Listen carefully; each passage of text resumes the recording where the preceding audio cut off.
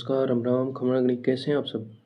मैं सौरभ गिराटी, जो आपका हिंदी 6th सेमेस्टर का सब्जेक्ट है, उसकी क्लास लेके आया हूँ, जिसमें सिलेबस आपको पता है तो नहीं पता है तो बता देता हूँ, पता है तो बहुत अच्छी बात है।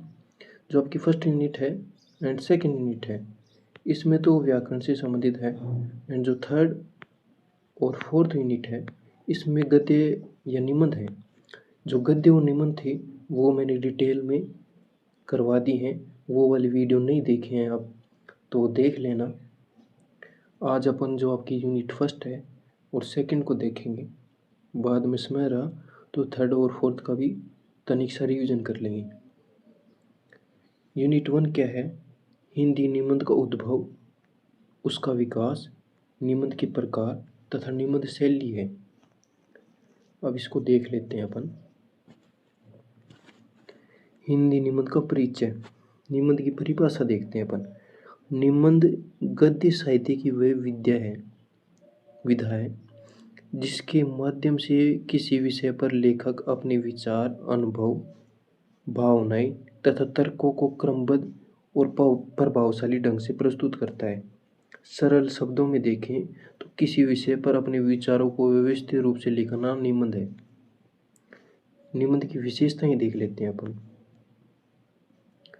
विचारों की स्पष्टता होती है, भाषा सरल और प्रभावी होती है, विषय का क्रमबद्ध वर्णन होता है, मौलिकता होती है, रोचक एवं प्रभावपूर्ण शैली होती है, लेखक के व्यक्तित्व की झलक अपन को निबंध में दिखाई देती है।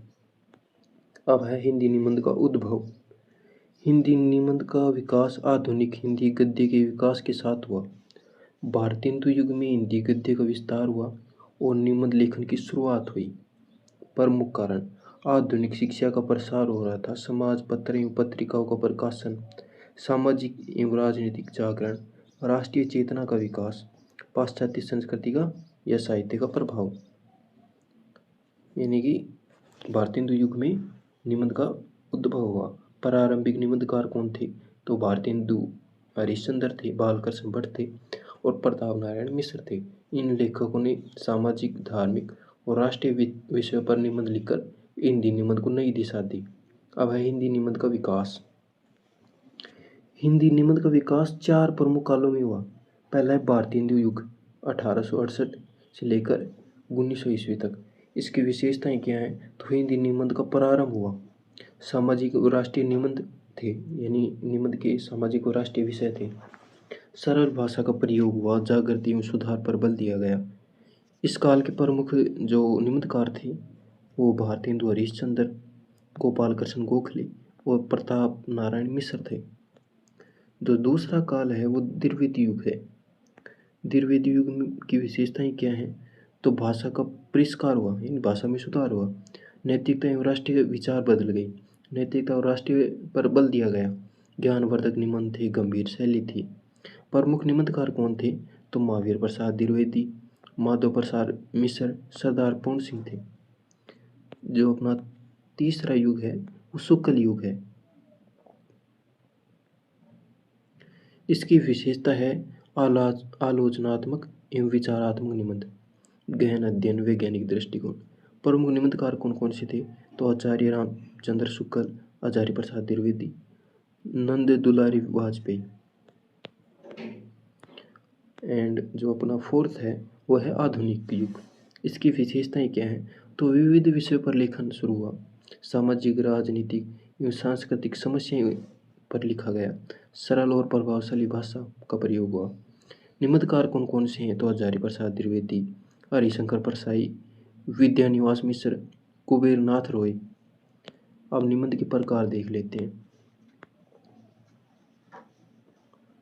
वर्णनात्मक निबंध,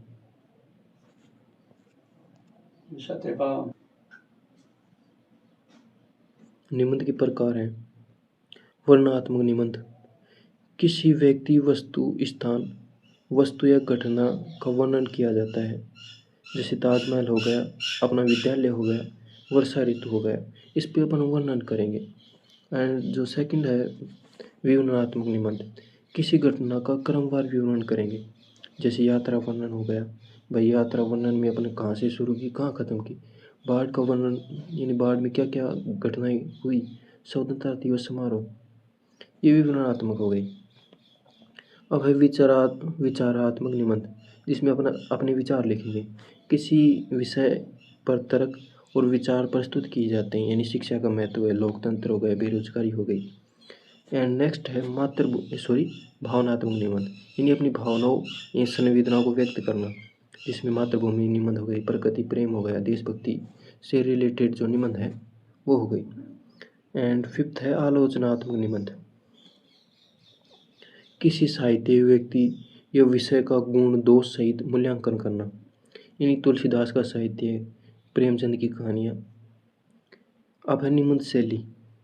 निबंध शैली क्या होती है, तो जिस ढंग से लेखक अपने विचारों को प्रस्तुत करता है उसे निबंध शैली कहते हैं।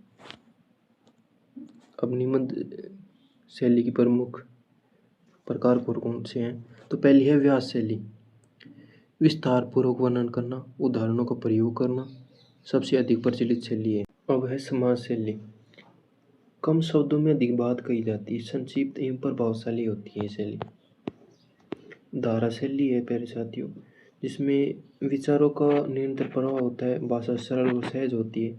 तरंग शैली में भाषा जो भाव है उनका उतार चढ़ाव होता है। कल्पनाशील और काव्यात्मक शैली है। विक्षेप शैली है, इसमें विषय के साथ अन्य प्रसंगों का भी उल्लेख होता है, लेखक बीच बीच में विषय बदलता है। अब है अच्छे निबंध की विशेषताएं।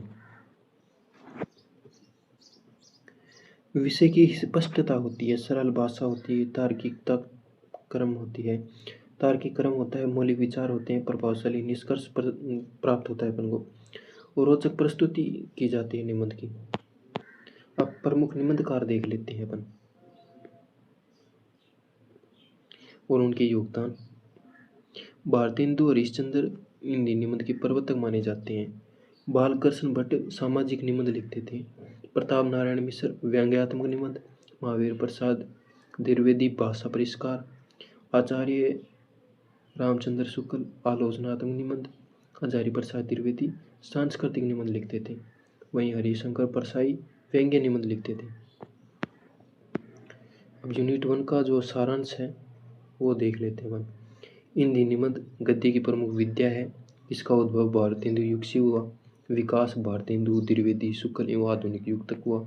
इसके प्रकार वर्णनात्मक, विवरणात्मक, विचारात्मक, भावनात्मक और आलोचनात्मक है।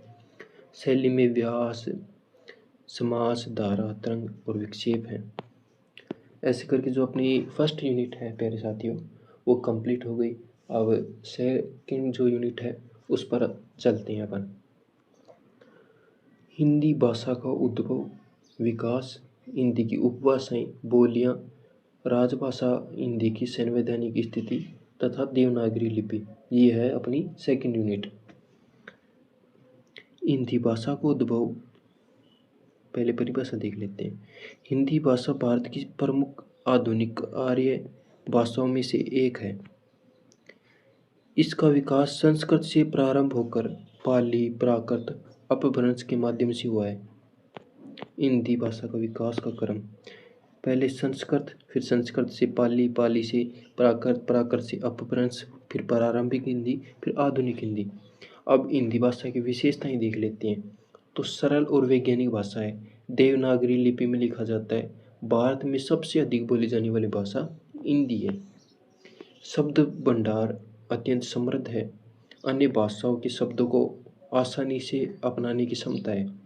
हिंदी भाषा का विकास, हिंदी भाषा का विकास निम्न चरणों में हुआ। वैदिक संस्कृति, हिंदी का मूल स्रोत, सबसे प्राचीन आर्य भाषा। बाद में जो पाली है वो भगवान बुद्ध के उपदेशों की भाषा है, संस्कृत से सरल हुई। फिर प्राकृत आई, प्राकृत जनसाधारण की भाषा, कई क्षेत्रों में कई क्षेत्रीय रूप में विकसित हुई। बाद में अपभ्रंश, प्राकृत का विकसित रूप, आधुनिक भारतीय भाषाओं का आधार। फिर प्रारंभिक हिंदी 10वीं से 12वीं शताब्दी में विकसित हुई। ब्रज, अवधी, मैथिली आदि का विकास हुआ।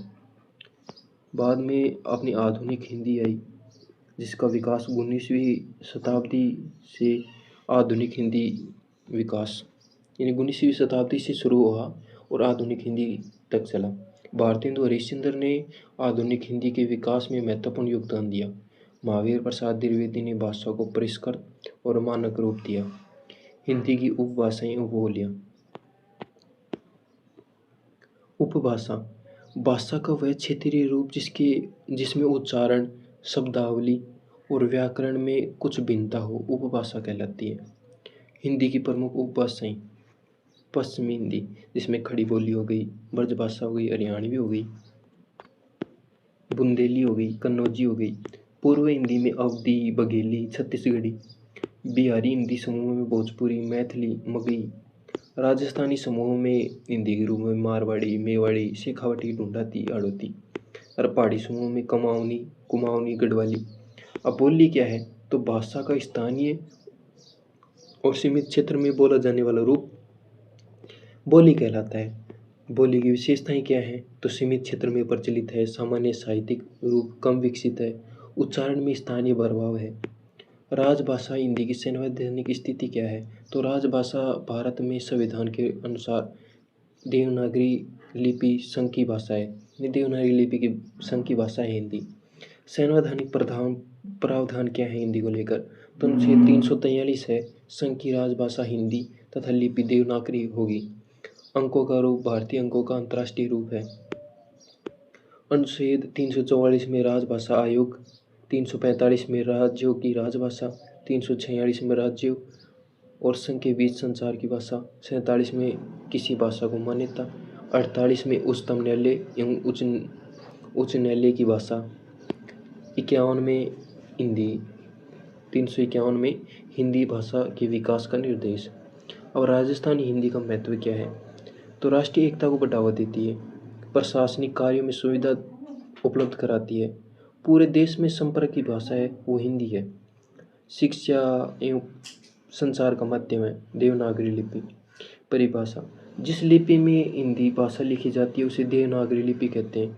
देवनागरी लिपि का नामकरण देवनागरी दो शब्दों से मिलकर हुआ है। देव यानी देवताओं या श्रेष्ठ, नागरी मतलब नगरों में प्रचलित भाषा, अर्थात श्रेष्ठ नगरों में प्रचलित लिपि को देवनागरी लिपि कहा जाता है। सॉरी, लिपि थी, मैंने भाषा बोल दिया।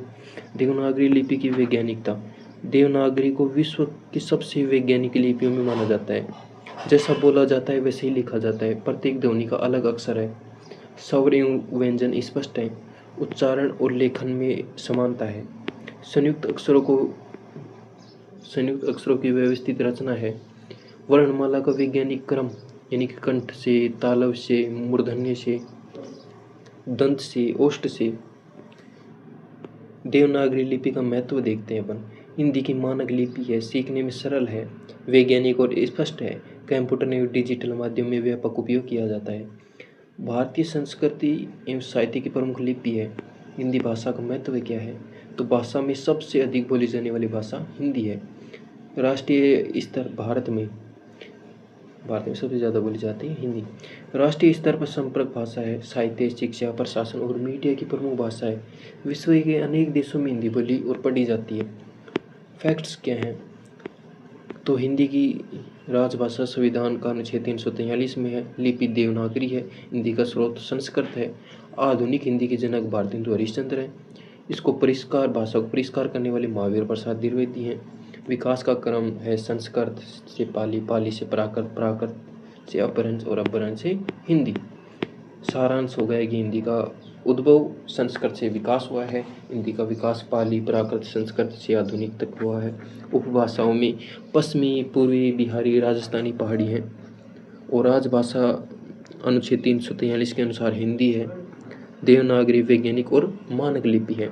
ऐसे करके अपनी जो यूनिट फर्स्ट थी उसको कंप्लीट कर लिया, फर्स्ट और सेकंड को। थर्ड में अपने कंप्लीट कर ही लिया था, थर्ड और फोर्थ को। फिर भी अगर आप पढ़ना चाहें तो मैंने ये अलग से भी बनाई है जिसमें मुख्य बातें लिखी है मैंने, ये पढ़ लेना। पीडीएफ अपलोड कर दूंगा। धन्यवाद। अगर वीडियो पसंद आए तो वीडियो को लाइक कर देना, चैनल को सब्सक्राइब कर देना। मिलते हैं अगले वीडियो में, तब तक के लिए टेक केयर, बाय बाय।